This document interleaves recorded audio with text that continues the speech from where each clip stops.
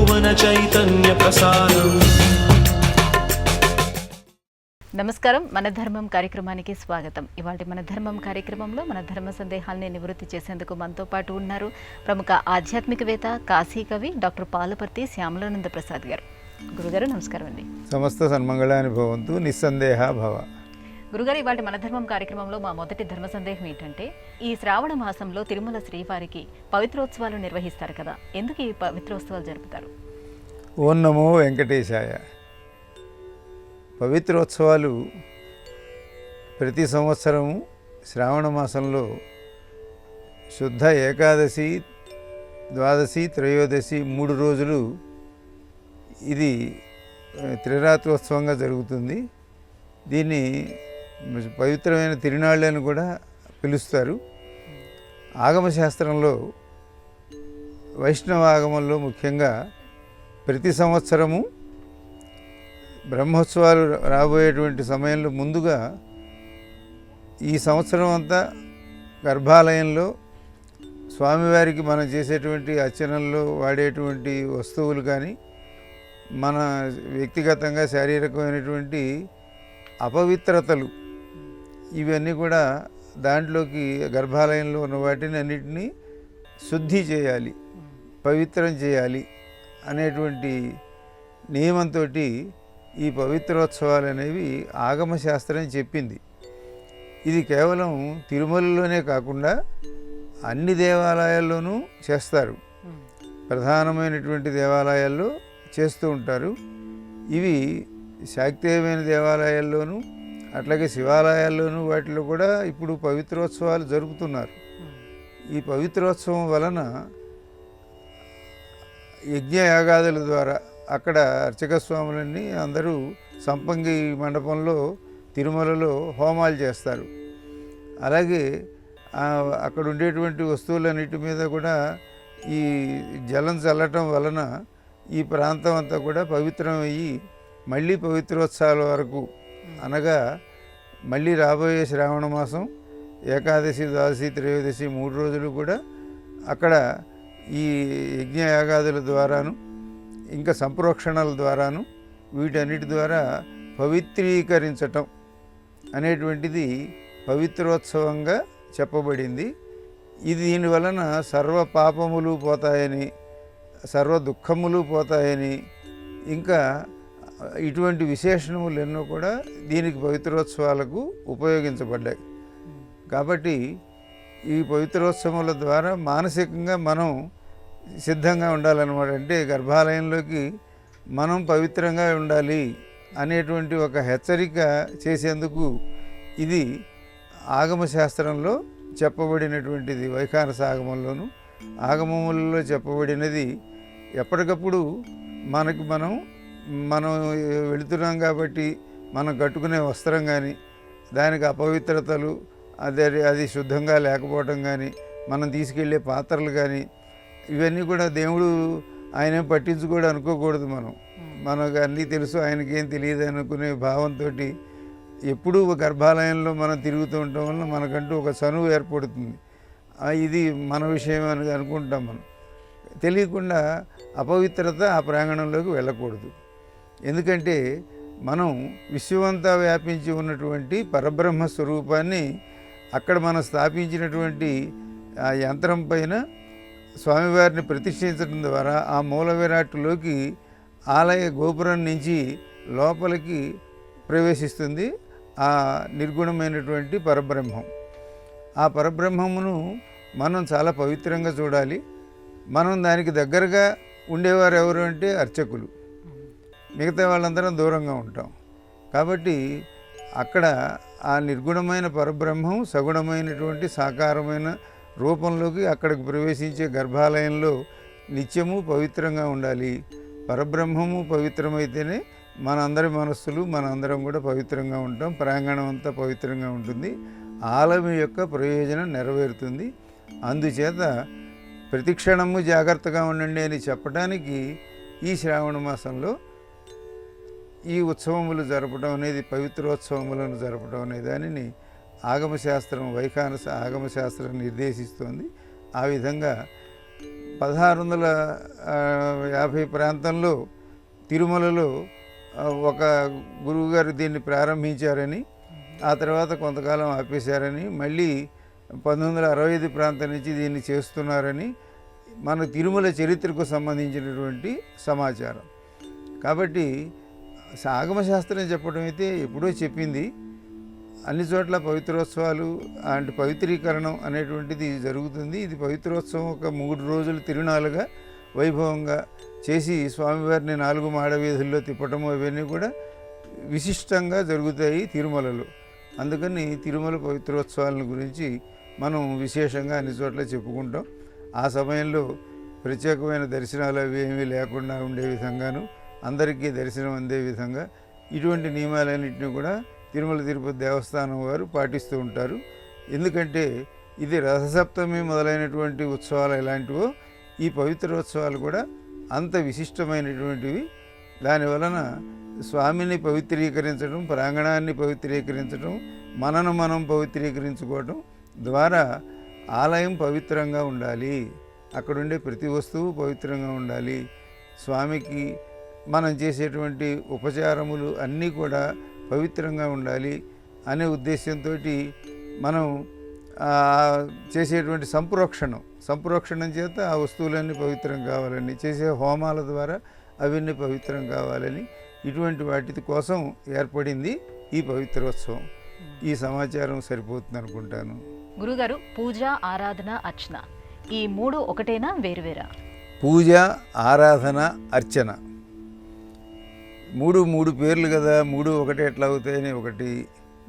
మనం అన్నింటినీ ఒక అర్థంలో వాడుతున్నాం కదా అని మీలాంటి సందేహం కలిగినటువంటి వారు ఎంతోమంది ఈటీవీ ప్రేక్షకులు అందరూ ఈ 3టికి తేడా ఉందా ఒకటేనా అని అనుకుంటూ ఉంటారు. ఈ పూజ అనేది మనం నిత్యము చేసేటువంటిది. అంతేకాకుండా మనం ఒక కోరిక కోరుకుని ఆ కోరిక నెరవేరిన తర్వాత చేసేటువంటివి కూడా. వాటిని అంటే ఈ 3 సమానార్థకాలుగా వాడుతున్నప్పటికీ వీటిల్లో ఏమన్నా ఆచారంలో తేడాలు ఉన్నాయా, ఆచరించేటప్పుడు తేడాలు ఉన్నాయా అంటే చిన్న చిన్న తేడాలు ఉన్నాయి. కాబట్టి మనం నిత్యము చేసేటువంటిది దాన్ని నిత్య పూజ అంటాం. కాబట్టి ప్రతివారు ఇంట్లో పొద్దున పూట వారు స్నానం చేసి ఇంట్లో చేసేటువంటి స్వామివారికి మనం చేసేటువంటి ధూపదీప నైవేద్యాదులు ఇవన్నీ కూడా అవి నిత్య పూజ అంటాం, నిత్య ఆరాధన అనం. కాబట్టి పూజ అనేదానికి ఒక నిత్యత్వం ఉన్నది. మరొకటి మనం ఏదైనా కోరుకున్నప్పుడు అది నెరవేరితే మనం చేసేటువంటి దానిని కూడా పూజ అనే పేరుతోటి పిలుస్తాం మనం. కాబట్టి పూజను ఆ విధంగా వేరు చేస్తాం. ఈ ఆరాధన అనేటువంటిది ఇది కేవలం దైవపరంగానే కాకుండా ఇంకా యతులు, గురువులు ఇటువంటి వారు, ఇప్పుడు త్యాగరాజస్వామి ఆరాధనోత్సవాలు అంటాం. ఇట్లా కొంతమందికి మనం చేసేటువంటి ప్రత్యేకమైన ఉత్సవాలు. అలాగే సన్యాసులైన వారికి మామూలుగా ఆబ్దికాలు అవి ఉండవు, వారికి చేసేది కూడా ఆరాధన అంటాం. కనుక అది దైవారాధన కావక్కర్లేదు. కనుక ఈ ఆరాధన అనేదానికి అటు పితృకార్యాలు లాంటి వాటికి, అదేవిధంగా దేవుడికి చేసేటువంటిది దైవారాధనకి, రెండింటికి పనికొచ్చేటువంటిది ఈ ఆరాధన అనేది సమయాన్ని బట్టి, సందర్భాన్ని బట్టి, సన్నివేశాన్ని బట్టి ఉంటుంది. కనుక పూజ అనేది నిత్యమైనది, ఆరాధన అనేది నైమిత్తికమైనది. కనుక నైమిత్తికంగా అంటే నిమిత్తాన్ని అనుసరించి చేసేటువంటి దానికి దైవమునకు జరిగేది కావచ్చు, గురువులకు జరిగేది, అలాగే యతీంద్రులకు జరిగేది, ఇటువంటి వాటిని అన్నింటినీ కూడా ఆరాధన అనే పేరుతోటి మనం పిలుస్తూ ఉంటాం. అప్పుడు అంటే రాఘవేంద్ర స్వామి లాంటి వారు కానీ, త్యాగరాజ స్వామి లాంటి వారు కానీ వీరందరినీ ఆరాధన అనే పేరుతోటి పిలుస్తూ ఉంటాం. అర్చన అనేటువంటిది ముఖ్యంగా ఈశ్వర సంబంధమైనటువంటి వాటికి లింగార్చన మొదలైనటువంటివి మనం వారికి సంబంధించిన ప్రత్యేకమైనటువంటి కార్యక్రమాలు చేసేటువంటి వాటిని అర్చన పేరుతోటి పిలుస్తాం. మరి ఏకాదశి రుద్రాభిషేకం చేసినప్పుడు, లింగార్చన చేసినప్పుడు అక్కడ మనం ఉపయోగించేటువంటి నీటి ద్వారా కానీ లేకపోతే బిల్వముల ద్వారా కానీ తులసి మాలలు చేసేటువంటివి కానీ తులసి దళాలతో చేసేటువంటివి కానీ ఇవన్నీ అర్చన రూపంగా వస్తాయి. ఇవేమో మధ్యలో ఆరాధన రూపంగా వస్తుంది. నిత్యము చేసేటువంటిది పూజ రూపంగా వస్తుంది.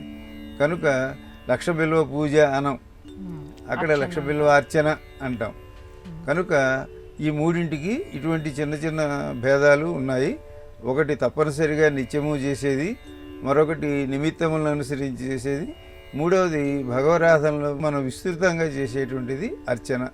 ఈ మూడు పదముల మధ్యన మనం సమానార్థాల్లో వాడుతున్నప్పటికీ ఈ చిన్న చిన్న భేదం ఉన్నది అనే విషయాన్ని ఈటీవీ ప్రేక్షకులందరూ తెలుసుకుందరుగాక. దేవతల చేతుల్లో ఆయుధాలు ఉంటాయి. ఈ ఆయుధాలు హింసకు సంకేతంగా భావిస్తూ ఉంటారు చాలామంది. నిజానికి దేవతల మూర్తుల యొక్క చేతుల్లోనే ఆయుధాలు ఎందుకు ఉంటాయి? ఎందుకు ధరిస్తారు వాళ్ళు?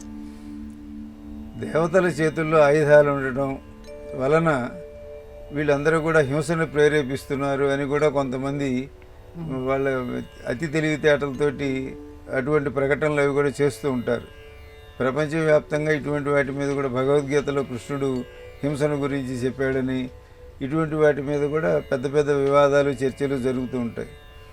కానీ దానికి మన హిందూ ధర్మం ఏం చెబుతోంది, భారతీయత ఏం చెబుతోంది అనే విషయాన్ని ఇందులోంచి చూడాలి. కానీ సగం ఇటు సగం అటుగా మాట్లాడటం కానీ, కేవలం కళ్ళతో చూసిన దానికి ఇంతేనని అనుకోవటం కానీ ఇట్లా కాకుండా పెద్దలను కానీ మన శాస్త్రములను, పురాణములను, గ్రంథములను వీటిని పరిశీలించి ఎందుకు వాళ్ళు అట్లా ధరించారు అనేది తెలుసుకోవాలి తప్ప, చేతిలో కత్తి ఉంది కాబట్టి అంటే డాక్టర్ గారి చేతిలో కత్తి ఉంటుంది, ఉన్నంత మాత్రాన ఆయన హింస చేస్తున్నాడా, ఆయన ఎదురు ఆపరేషన్ చేశాడంటే ఆయన హింస చేశాడు అంటే దానిని మనం నిజంగా అంటే అవును అంతే కదా, మరి ఎదుటివారిని బాధించారు కాబట్టి కత్తిని ఉపయోగించారు కనుక అది హింసే అవుతుంది అని అనుకోవటం కాకుండా, వారి చేతిలో ఉన్న ఆయుధములన్నిటికీ కూడా ఒక రకమైన ఆంతర్యం, అర్థం చెప్పబడింది. ఇప్పుడు అమ్మవారి చేతిలో కొరడా ఉంటుంది అన్నారనుకోండి, కొరడా ఉంటే కొరడా మనందరినీ కొట్టడానికి కాదు, మనను మేల్కొలపడానికి, మనని హెచ్చరించడానికి మనం అందరం వాడేవి ఏవో వాటిని వారి దగ్గర ఒక ప్రతీకాత్మకంగా ఉంచటం. కనుక అవి ప్రతీకలు. ఈ పని కోసం ఇది, ఈ పని కోసం ఇది, ఇట్లా ఉండు అని మనను సంస్కరించడం కోసం, మనను క్రమశిక్షణలో ఉంచడం కోసం, మనకు ఒక ఆత్మవిశ్వాసాన్ని కల్పించడం కోసం, మనకు ధైర్యాన్ని కల్పించడం కోసం, తప్పకుండా ఎవరైనా సరే చెడును ఎదుర్కోవలసిందే అనే విషయాన్ని చెప్పడం కోసం దేవతల చేతులు ఈ ఆయుధాలు ఉంటాయి తప్ప వాళ్ళందరినీ కొట్టడానికి, చంపడానికి సిద్ధంగా ఉన్నారని కానీ ఇటువంటి వ్యతిరేక వ్యాఖ్యానాలు అనేవి అవి సరైన మనస్సుతో చేసేవి కాదు. కనుక ప్రతి ఆయుధం గురించి కూడా ఆ ఆయుధం యొక్క సంకేతం ఏమిటనేది మనకు ఆగమశాస్త్రాలు చెబుతూ ఉన్నాయి. కనుక ఆ విషయాన్ని బట్టి దేవతల చేతుల ఆయుధాలు ఉన్నాయని మీరు భయపడకండి. ఆయుధాలు మనం పట్టుకోవాలని కూడా అనుకోకండి. ఆయుధము ద్వారా ఏది చెప్పబడుతుందో అటువంటి మనోభావాలను మనం సరి చేసుకోవాలి అనే విషయాన్ని తెలుసుకుందాం. గురుగారు, ఉచ్చిష్ట గణపతి స్వరూపం, గణపతి స్వరూపాలలో ఇది కూడా ఒకటి కదా. ఈ ఉచ్చిష్ట గణపతి స్వరూపం సాత్విక ఆరాధనకు తగదని చెప్తూ ఉంటారు, నిజమేనా? గం గణపతయే నమః. గణపతి ఆరాధన అనేది షణ్మతములలో శంకరాచార్య స్వామి వారు ఒకటిగా స్థాపించారు. అంటే మనం ఆరాధించవలసిన, అంటే వేదం అంగీకరించినటువంటి 6 ఆరాధనలు, వీటిని అంటే శివ, విష్ణు, శక్తి, గణపతి, సూర్య, ఇవి షణ్మతములు అనే పేరుతోటి ఆయన ప్రతిపాదించారు. అందరూ కూడా ఇవి చేయండి అని చెప్పారు. అందుకోసం మీరు మీ మీ ఇళ్లల్లో మీరు తప్పకుండా పంచాయతన పూజ చేయండి అని కూడా చెప్పారు. అంటే 5 దేవతలను పూజించటం. ఒకే మన ఇంట్లో ఉండే మందిరంలో 5 దేవతలు ఉంటారు. నాకు విష్ణువు అంటే ఇష్టం అండి అంటే విష్ణువుని మధ్యలో పెట్టండి, శివుణ్ణి నైరుతిలో పెట్టండి, ఆగ్నేయంలో అగ్నిహోత్రుని పెట్టి సూర్యుడిని పెట్టండి. ఇట్లా 4 వైపులా అందరూ ఆరాధించాలి. నేను విష్ణువుని ఆరాధిస్తున్నాను కాబట్టి మిగతా వాళ్ళు అసలు దేవుళ్ళు కాదని వాళ్ళని నిందిస్తానని అట్లా అనకూడదు. అందరినీ పూజించాలి. నాకు శివుడు ఇష్టం అంటే శివుణ్ణి మధ్యలో పెట్టు, విష్ణుమూర్తిని మరొక ప్రదేశంలోకి, ఇట్లా 4 దిక్కుల నలుగురు, మధ్యలో ప్రధానమైన వారు. ఇది పంచాయతన పూజ అని అంటారు. అందులో తప్పకుండా గణపతి ఉంటారు. గణపతిని మధ్యలో పెట్టి పూజ చేసే వాళ్ళని గణపత్యము అంటారు. అంటే వారు గణపతి భక్తులు అన్నమాట. అన్ని విధాలా గణపతినే పూజిస్తారు. విశ్వోత్పత్తి విపత్తి సంస్థితి కరో విఘ్నేశ ఇష్టార్థదక. ఈ సృష్టికి కారణము, సృష్టి జరగటానికి, మనందరం బతకడానికి, మనందరం నశించడానికి అన్నిటికీ కారణం విఘ్నేశ్వరుడే అని ఆ విఘ్నేశ్వరుని భక్తులు చెబుతారు. గాణపత్యం అంటాం దీన్ని. దీంట్లో 32 రకములైనటువంటి గణపతులను ఆరాధిస్తూ ఉంటారు. ఈ ఆరాధించేటువంటి వాటిల్లో మీరు పేర్కొన్న ఉచ్ఛిష్ట గణపతి, ఈ ఉచ్ఛిష్ట గణపతి అనేటువంటిది ఒక రకమైన ఆరాధన, ఒక ఉపాసన. ఈ ఆరాధనకు దశ దాటితే దీని ఉపాసన అని చెప్పాలి. అంటే వ్యక్తిగతంగా మనకు మనం చేసేటువంటి జపతపాలు, దాని ప్రణాళిక అంతా వేరుగా ఉంటుంది. ఉపాసన ప్రణాళిక వేరుగా ఉంటుంది. ఆ ఉపాసన చేసేటప్పుడు ఈ ఉచ్ఛిష్ట గణపతి ఉపాసన అనే దాని మీద మీరు అన్నట్లుగానే కొన్ని వివాదాస్పదమైనటువంటివి, అంటే అది దానిని మనకు సాత్వికమైంది కాదని, రాజసికమైందని, ఇంకా తామసికమైందని, ఇటువంటివని దాని గురించినటువంటి కొన్ని ఆరోపణలు ఉన్నాయి. అయితే శంకరాచార్య స్వామి వారు వీరందరితోటి వాదించారు. ఆయన మొత్తం భారతదేశం అంతా పర్యటించి ఎక్కడెక్కడ ఎవరెవరు వారు మా మతమే గొప్పది, అంటే మా సిద్ధాంతమే గొప్పది, మతం అంటే ఇప్పుడే అర్థం తీసుకోకండి, మా సిద్ధాంతమే గొప్పది అని అందరూ శంకరాచార్య స్వామితో వాదించేవారు. అప్పుడు ఆయన మీ సిద్ధాంతాన్ని వేదం ఒప్పుకుందా లేదా అనేది ప్రాథమిక ప్రమాణం. ఇది వైదికమైతే అప్పుడు మీరు నాతో మాట్లాడండి, మీరు చేసే తప్పులేమిటో నేను చెప్తాను అని వైదికమైన వేద ప్రమాణం కలిగిన వాటిని ఆయన ఈ 6 స్థిరపరిచారు. అంటే శివుణ్ణి పూజించండి, విష్ణువుని పూజించండి, అమ్మవారిని పూజించండి, గణపతిని పూజించండి. వీరంతా కూడా వేదం అంగీకరించినటువంటి మూర్తులు, సాకార మూర్తులు. వీరందరినీ ఆరాధించండి అని చెబుతూ, మీలో కూడా కొంతమంది మీ సొంత బలహీనతలను దేవుళ్ళ మీద పెట్టి, మీ మద్యపానం చేయదలుచుకుంటే అమ్మవారికి మద్యపానం అంటే ఇష్టం అని మీరందరూ తాగేసి అమ్మవారి కోసం తాగానని, ఇటువంటివి కొన్ని చేయరాని పనులు చేసేటువంటి ఆచారాలను శంకరాచార్య స్వామి వారు ఖండించారు. ఇవి చేయకండి అన్నారు. అట్లా చేస్తే దానిని వామాచారము అన్నారు. మనకు దక్షిణహస్తం, కుడి భుజాన్ని దక్షిణం అంటాం. ఇది ధర్మపరంగా కుడి చేత్తో చేసేటువంటిది, ఎడమ చేత్తో చేసేదాన్ని వామాచారము అంటాం. కాబట్టి ఇట్లాంటి వాటినన్నింటినీ వామాచారములు అని ఆయన ఖండించిన వాటికి మనం ఇప్పుడు వామాచారం అంటే ఒక అమ్మవారి గురించే చెప్పుకుంటాం, కానీ అన్నిటిలోనూ ఉన్న పొరపాట్లను ఆయన ఖండించారు. ఆ ఖండించిన వాటిల్లో ఈ గణపతికి సంబంధించిన గాణపత్యంలో ఉచ్ఛిష్ట గణపతి మొదలైనటువంటి వాటిల్లో కొంతమంది చేసేటువంటి ఉపాసన మార్గాలను ఆయన ఖండించారు, వ్యతిరేకించారు. కాబట్టి మనం ఉచ్ఛిష్ట గణపతి అంటే ఇది ఏదో భయంకరమైంది అని అనుకోకూడదు. దానికి దక్షిణ పద్ధతిలో దాని ఉపాసనా మార్గం అంతా చెప్పబడింది. ఆయన నీలివర్ణంలో ఉండటం కానీ, అమ్మవారిని వాళ్ళు తొడలో కూర్చోబెట్టుకుని ఉండటం కానీ, ఆయనకు ఉండేటువంటి చేతులు, అందులో ఉండే వస్తువులు, ఆయన ధరించేటువంటి నల్ల కలువ, ఇటువంటివన్నీ కూడా శంకరాచార్య స్వామి వారు చెప్పినట్లుగా దక్షిణాచార పద్ధతిలో ఉచ్ఛిష్ట గణపతి ఆరాధన తప్పు కాదు.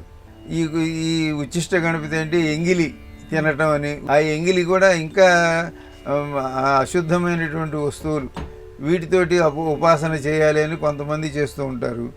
అటువంటివి కాదు. ఉచ్ఛిష్ట గణపతి సరైన దక్షిణాచార మార్గంలో శంకరాచార్య స్వామి వారు చేసినట్టు చేస్తే అది మనకు మంచి సత్ఫలితాలను ఇచ్చేటువంటి మార్గమే తప్ప వేరే కాదు. గురువుగారు, గురు సంస్కృతి అనేది కొన్ని చోట్ల వైపరీత్యంగా మారుతూ వస్తుంది. గురువులు తమను తాము దైవంగా భావిస్తూ ఉన్నారు. అలా గురువుని దైవంగా భావించి ఆరాధన చేయడం సమంజసమేనా? ఇది కూడా చాలా మంచి ప్రశ్న అడిగారమ్మా. గురు బ్రహ్మ గురు విష్ణు గురుదేవో మహేశ్వర గురు సాక్షాత్ పరబ్రహ్మ తస్మై శ్రీ గురవే నమః అని గురువుని సాక్షాత్తు పరబ్రహ్మంగా భావించమని మనకు అనేక విధాలుగా మన వేదాదులు వేద పురాణ ఉపనిషత్తులు అన్నీ చెబుతున్నాయి. అలాగే దక్షిణామూర్తి స్తోత్రం లాంటి వాటిలో కూడా శంకరాచార్య స్వామివారు లాంటి వారు చెబుతున్నారు. ఈ చీకటిని పోగొడతారని గుశబ్దస్తు అంధకారోస్తు రుశబ్ద తన్నిరోధక అంధకార నిరోధత్వాత్ గురురీత్య అభిధీయతే అని, మరి ఎవరు కోపించినా అమ్మ కోపించినా దేవుడు కోపించినా భరించవచ్చు, గురువు కోపిస్తే మనం తట్టుకోలేమని, ఇట్లా గురువు యొక్క గొప్పతనాన్ని గురించి ఎంతెంతో చెప్పారు. అలాగే మనకు మాతృదేవోభావ పితృదేవోభావ అని ఆచార్య దేవోభావ అని కూడా చెప్పారు. ఆచార్య శబ్దం చేత అక్కడ చెప్పారు. ఈ గురు శబ్దం చేత మనం భావించేటువంటి గురువుని దేవుడిగా భావించడం అనే చోట మీరు అడిగిన ప్రశ్నల ప్రధానాంశం ఏమంటే, గురువు తనను తాను దేవుడిగా భావించడమా, గురువుకి శిష్యులు ఆయన్ని దేవుడిగా భావించడమా అనే చోట ఈ ప్రశ్నలో ఉన్న మెలిక అది మీరు అడిగిన ప్రశ్నలు. కాబట్టి శిష్యులందరూ గురువుని దేవుడిగా భావించండి అని పాంచరాత్ర అంటే వైష్ణవ మతం యొక్క సిద్ధాంతం ఏంటంటే గురువు తర్వాతే దేవుడు. కాబట్టి మొత్తం వైష్ణవులందరూ కూడా, విష్ణు భక్తులందరూ కూడా ముందు గురువుని పూజిస్తారు. గురువుని పూజించిన తర్వాత దేవుడు అంటారు. అన్నమాచార్య కీర్తనలో అన్ని చోట్ల కూడా ఆయన గురువునే దేవుడుగా భావిస్తారు. ఇంతకీ మొత్తం మీద ఇందులో ఉండే రహస్యం ఏమంటే, గురువును దేవుడుగా శిష్యులు భావించాలి. కానీ గురువు నేను గురువునని భావిస్తే ఇప్పుడు అనుకున్నటువంటి విధంగానే మీరు అనే విధంగా ఈ మనం అనుకునే జరగకూడని, తనకు తాను దేవుడని అనుకోకూడదు, తనను తాను దేవుడని అనుకోకూడదు. అనుకోవటం ఒక మానసిక అనారోగ్యం అవుతుంది. కాబట్టి గురువు మనకు అన్నీ ఉపదేశిస్తున్నాడు కాబట్టి, మనలో ఉండే అజ్ఞానాన్ని పోగొడుతున్నాడు కాబట్టి, అన్నీ చేస్తున్నాడు కాబట్టి గురువుని దేవుడని శిష్యుడు అనుకోవచ్చు. కాబట్టి శిష్యుడు అనుకున్నాడు కాబట్టి నేనే గురువుని మాత్రం గురువు భావించరాదు. ఎందుకంటే తాను తన శిష్యుడికి గురువు కానీ భగవంతుడికి మాత్రం తాను శిష్యుడిగానే ఉన్నాడు.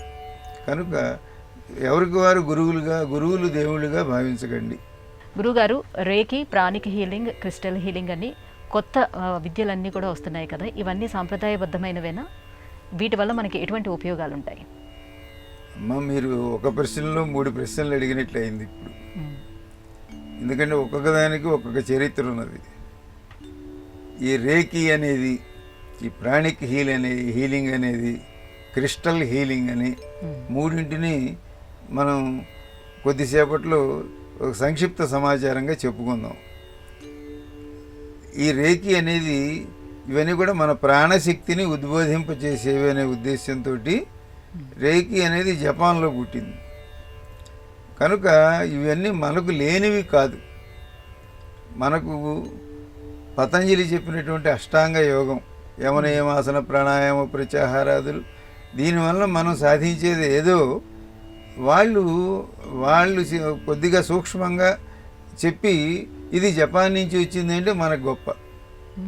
అందుకని మన ఇంట్లో మనం భారతదేశంలో నీరు ఏ పక్కకి ప్రవహిస్తోంది, తూర్పు ఉత్తరం దక్షిణం ఇవన్నీ చూసుకుని మనం ఒక వాస్తుశాస్త్రాన్ని ఏర్పాటు చేసుకున్నాం.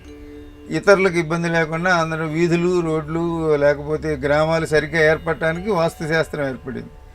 ఇది జపాన్ వాస్తు అని ఒక ఆయన పట్టుకొస్తే జపాన్ వాస్తుని మనం మన ఊళ్ళోనో మన హైదరాబాద్లో ఎక్కడో ఇది ప్రవేశపెట్టామనుకోండి, వాళ్ళకి పర్యావరణం వాళ్ళ దానికోసం వాళ్ళ భౌగోళికమైన పరిస్థితుల్లో వాళ్ళ వాస్తు వాళ్ళకి పనికొస్తుంది, మన వాస్తు మనకు పనికొస్తుంది. అంతేగాని ఇది ఆధునికమైంది కాబట్టి మీరందరూ అది చేయండి నేను జపాన్ వాస్తు చేస్తానని, అట్లాగే మా ఇంట్లో జపాన్ బొమ్మ పెట్టాను మా ఇంట్లో దరిద్రం అంతా పోయిందని, ఇటువంటివన్నీ మనకి ఒక ప్రత్యేకంగా, ఎందుకంటే మనిషి ఎప్పుడు కొత్తదనాన్ని కోరతాడు. అందువలన ఎప్పుడో మన ఇంట్లో ఉన్న రాముడు కృష్ణుడు బొమ్మల కంటే ఇప్పుడు ఇంకేదో కొత్త బొమ్మ వస్తే ఈ బొమ్మతోటి కొంత మానసికంగా ఒక స్థైర్యం ఏర్పడుతుందనే ఉద్దేశంతో ఇవి ఎప్పుడప్పుడు జరుగుతూ ఉంటాయి ఇవన్నీ. ఈ రేకి అనేది అయితే వీటిని ఆచరించేవారు ప్రచారం చేసేవారు ఈ సమాధానం వలన వారిని మనం వేరుగా మాట్లాడుతుంటే అన్యథా భావించకండి. ఇది మనకు భారతదేశంలో అనాదిగా అంటే అన్ని సంస్కృతుల కంటే ప్రాచీనమైన సంస్కృతి భారతదేశంలో జరిగింది. ఈ జరిగిన వాటిల్లో మనం ఎప్పటికప్పుడు మనలో ఉండే పిరికితనాన్ని, భయాన్ని, అధైర్యాన్ని పోగొట్టుకోవడం కోసం మనం ఎన్నో రకాలైనటువంటి సాధన మార్గాలు ఉన్నాయి మనకి. ఇవి కొత్త పేర్లతో ఉన్నవి ఆ పేర్ల దానికి సరిపోతాయి. కానీ ఇది కొత్తగా ఉంది కాబట్టి మనందరికీ సంతోషంగా ఉంటుంది. నేను ఇది చేస్తున్నాను, నేను రేకీ చేస్తున్నాను అంటాం, నేను ప్రాణిక్ హీలింగ్ చేస్తున్నాను అంటాం. ఇంకా నవరత్నాలు ధరించడం, ఏ రత్నం యొక్క లాభాలు ఏమిటి, ఇటువంటివన్నీ కూడా మనకి అన్నీ చెబుతున్నాయి. రత్నశాస్త్రం అవి చెబుతున్నాయి. ఇప్పుడు ఈ క్రిస్టల్ హీలింగ్ అనేది కూడా అటువంటి ఒక స్ఫటికం తెచ్చి మనకి నొప్పి ఉన్న చోట అది పెడితే నొప్పి తగ్గుతుంది. ఇటువంటివి కూడా ఈ దాన్ని సంక్షిప్తం చేసిన ఆధునిక పద్ధతుల వలన కొత్తగా ఉన్నాయని మనం అనుకుంటున్నాం. వీటిని ఆచరించండి, కానీ మనకు ఉన్నటువంటి నేపథ్యాన్ని కూడా గమనించండి. గురుగారు, ఇవాళ మన ధర్మం కార్యక్రమంలో మాకు వచ్చినటువంటి ఈ సందేహాలన్నీ కూడా నివృత్తి చేసినందుకు ధన్యవాదాలండి. సమస్త సన్మంగళాని భవంతు, నిస్సందేహ భవ. ఇది ఇవాళ మన ధర్మం కార్యక్రమం. రేపు మన ధర్మం కార్యక్రమంలో మళ్ళీ కలుసుకుందాం. నమస్కారం. ఈ కార్యక్రమాన్ని తిరిగి చూడాలనుకుంటే www.youtube.com/ETV Life Spiritual లో చూడవచ్చు.